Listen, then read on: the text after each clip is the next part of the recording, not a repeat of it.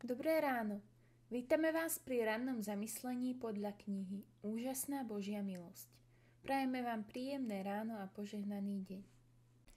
Chcem spievať svojmu Pánovi, vždy vrúcne piesne chvál.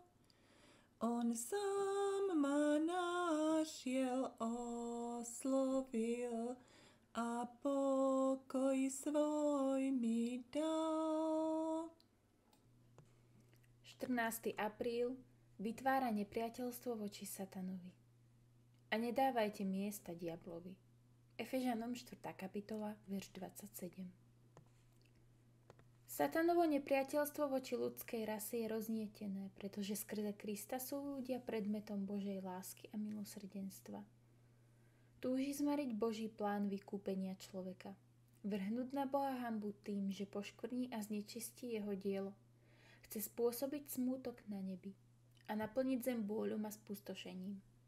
Potom na všetko svoje zlo poukazuje ako na dôsledok Božieho diela pri stvorení človeka. Práve milosť, ktorú Kristus vkladá do duše, vytvára v človeku nepriateľstvo voči satanovi.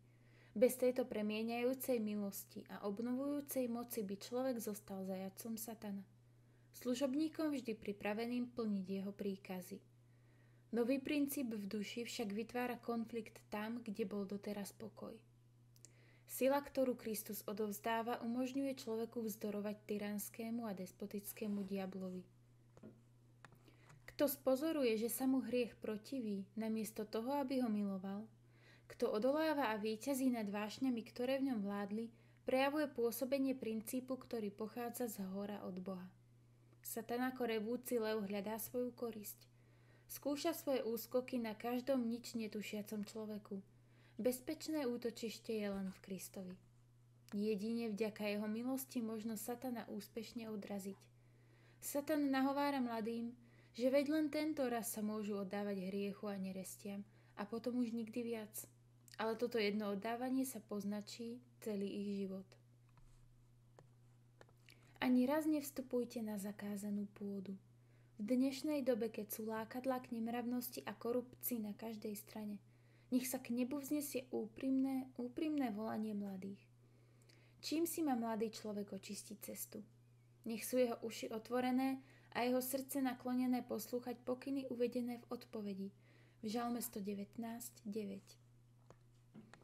Tým, že sa bude chovať podľa tvojho slova, jediným bezpečným pre mladých ľudí v tomto poškvrnenom veku je, aby dôverovali Bohu.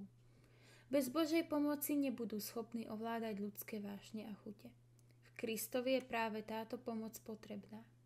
Môžete povedať spolu s apoštolom: no v tomto všetkom sme viac ako víťazi skrze toho, ktorý si nás zamiloval. Rimanom 8:37.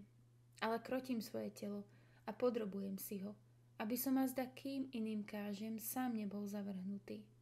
1. Korinťanom 9:27. Chcem vás povzbudiť, aby ste boli konateľmi jeho slova, nie len čitateľmi. Ďakujeme, že ste si nás dnes vypočuli a tešíme sa na vás i zajtra.